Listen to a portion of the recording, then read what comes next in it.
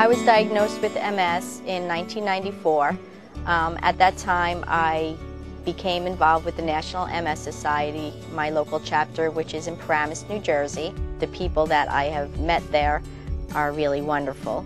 I also belong to a support group that meets twice a month. Once in a while, we do go to a restaurant and have lunch.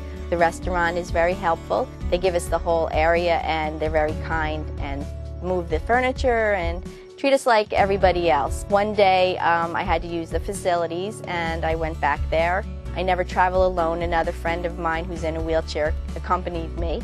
And at that day I must have been extremely weak and I was unable to get myself off of the loo. My friend ran out to look for assistance and she was able to get a waitress and a hostess to help me. My friend and I left the restroom laughing and writing it off as one of those things that we just go through on a daily basis. I never thought about it again until I went back to the same restaurant with my friend about 2 months later. I had to use the facilities again after dinner and same thing happened. Luckily that time my friend was with me and I was able to, proceed with my evening.